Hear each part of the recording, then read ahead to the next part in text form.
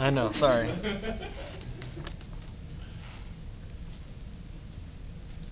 Okay, we are going to talk about reuse in software development projects. It sounds like a huge title, but it's very simple actually. The keyword that we are going to use a lot is reuse. So I assume most of us here, all of us here, had some experience in developing code, right? Software code. And when we are given an assignment to make some code, to create some code for it, we go step by step. Let's say the assignment that we are given, we have to finish it in 4 steps. And we already finished the first 2 steps. And one of our friends told us that he already went through the 3rd step. And we, at that moment, want to ask him whether we can borrow the code for the 3rd step from him. I personally experienced this. Most of the times, the code that I borrow from somebody else would not fit into my code. And the time I spend to integrate that code I borrowed my friend takes longer than for me to create it from scratch, right? So I prefer to create the code from scratch at every time. I never borrow any code from anybody else. So this is very simple for an assignment that we are doing. Think about this in a software firm, in a firm where they are developing huge projects. So in a huge software project, during the development process, a lot of times we need to use certain part of the code over and over again. So if we develop the code from scratch, every time we use that part of the software, then it's going to take a lot of time. So here the keyword reuse comes into picture. Is it possible to create a software, a part of software, a code, reusable? So the first time we use it, let's make it in such a way that it's going to be reusable. So the second time, the third time, whenever we need that part of the code, we are going to just use it. Spend a little bit more effort to integrate it into upcoming steps and use it. And don't create it from scratch. Okay? So this is becoming a very important topic in software development project. Now you have a paper. Everybody has a paper here. This is actually a part of a software project developed in a firm. Okay? The project consists of 3 huge portions. So we call each one as one group. Let's say sale, financial, and human resource.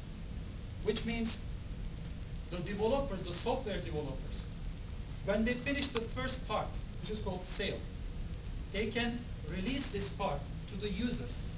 And the users can begin using this part without even using the other parts. Okay? So once this group is released, the users can start using it. They don't need the other parts to be released. So project is released step by step. So let's look at the first one, sale. You can see under sale, group sale, we are going to call this as one group. So remember, a group has some functionality. You don't need the other part of the project be released in order to use this group.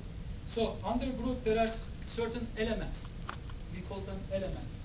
Under group, we are going to have elements. Elements are the building blocks of the groups. As you see, sale has 4 elements under it.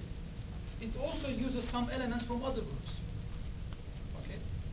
So each element may be belonging to more than one group. So let's say sale is using another element, report generation, which is being developed under financial group. So sale and financial, both groups are using the same element.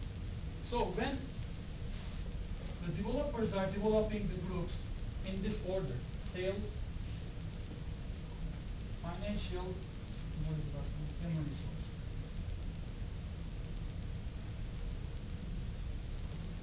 If an element is repeating in more than one group, let's focus on report generation.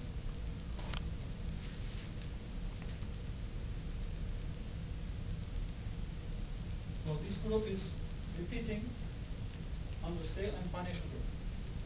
Was it possible for the developers to create report generation element for sale group, reusable, so that when they come and develop financial group, they're not going to develop this from scratch, but make some little changes on this element and integrate it into this group. Would it be possible? So that is the question we are looking at. Let's say to develop each element we are spending some time. Let's call it T. This is the time we are spending to develop this element. I'm spending T number of days to develop this element. So if I build this from scratch every time, I'm going to be spending T, let's say, days. But if I make this element ready for reuse, I have to spend a little bit more extra effort. So let's call it alpha times P. Alpha is less than 1. Okay. So I'm spending P number of days to create this element and spend some extra effort to make it reusable so that it can be reused in the upcoming groups. Let's say I generated this as a reusable element, and once I'm developing financial group, I'm not building this from scratch, but using the element which was created before. Now, in order to integrate this into this group, I have to spend some effort, which is less than the effort that I would spend to build this from scratch. Okay.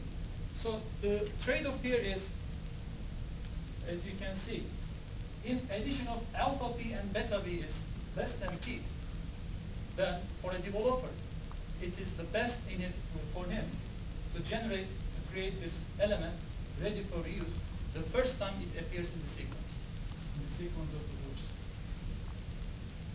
Any question?